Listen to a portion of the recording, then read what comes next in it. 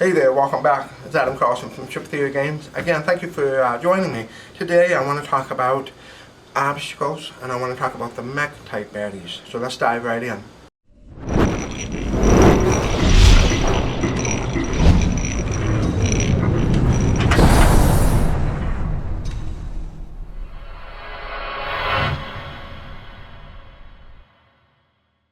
So obstacles are, they start on the battle map before the battle is set up.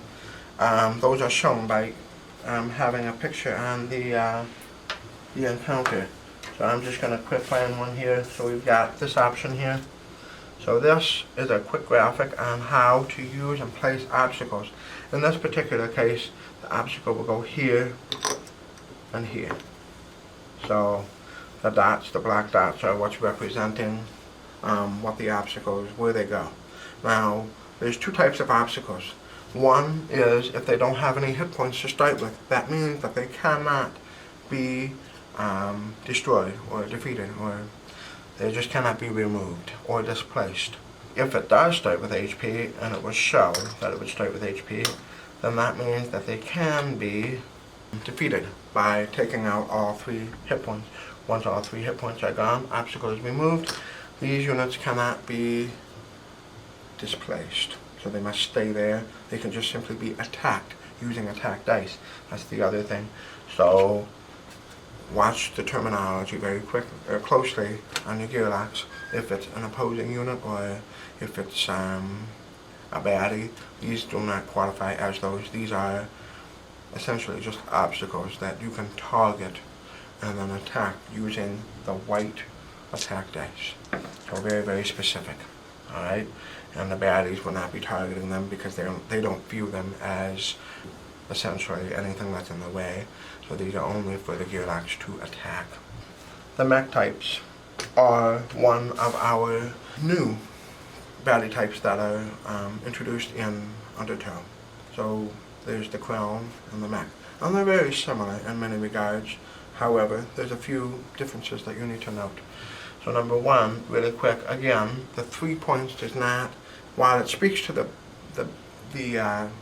baddie difficulty, it does not apply to your baddie points, in that when you build your baddie points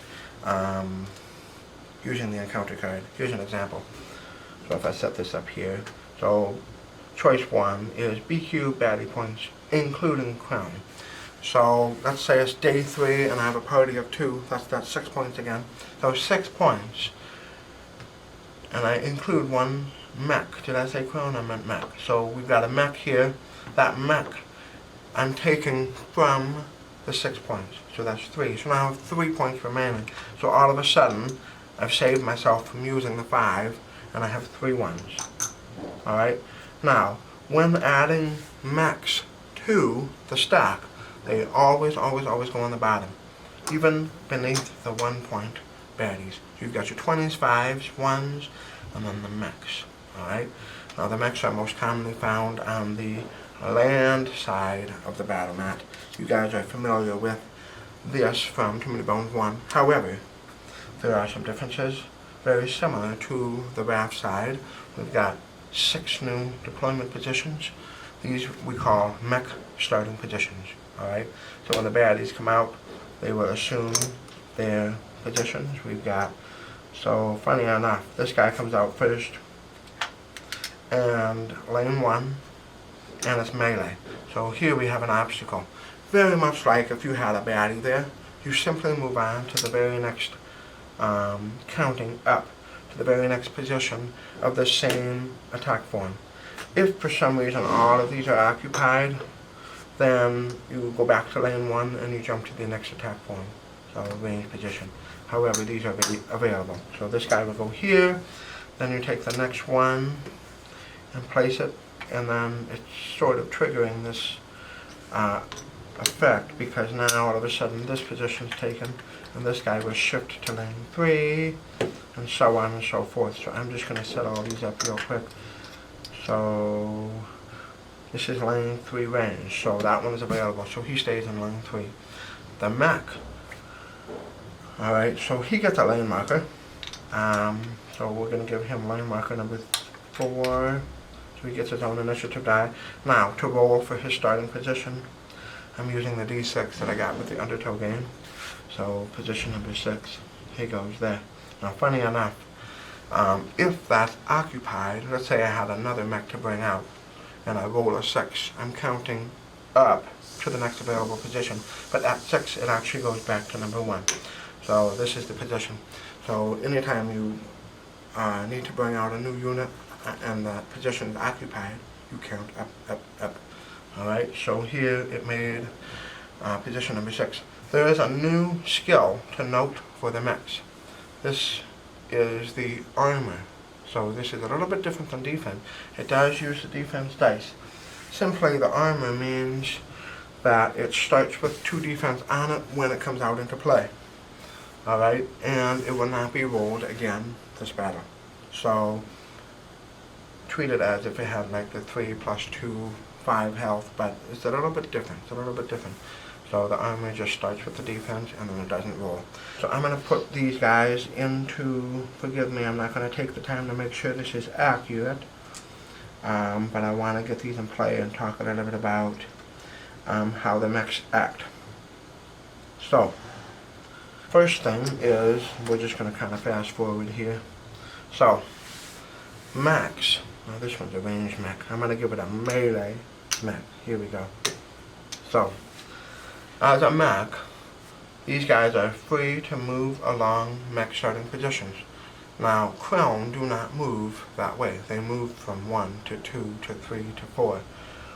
For the mechs, they simply move a lot more like a regular baddie in that they just kind of move right on to the battle match. Okay, these are not limited to their positions. Alright, so the mech will move to the closest, strongest opposing unit. Therefore, it steps there. No problems there. It will attack as normal. Now, Gearlocks are prohibited from moving onto this position.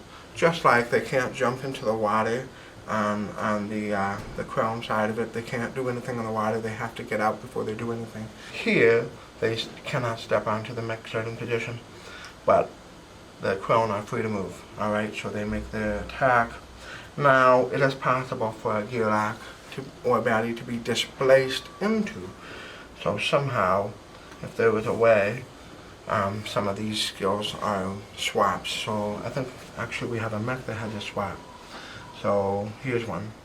So after this unit attacks, it will swap me right in there. So the rules are that I must move myself into the battle mat with my first move. If I choose to move onto the battle mat, I must spend a dex to move this way. So in this case, funny enough, I'm locked in. I cannot step over here to come out. Once one of these positions is free, then I can spend my first dex to move here, and then I'm free to move wherever. However, I don't have to move out of that position. I am free to attack and stay there if I like. That's a little bit different than the Krilln as well. So that's how those positions work. Baddies can be displaced, unlike on the Krilln side of it. We can't displace the baddies into the water, but they can be displaced out here. Same as the Gearlocks, they must spend their first move position to come out, so they can be blocked. Alright, I think we've covered the vast majority of the mechs. Thank you for joining me. I'm Adam Carlson.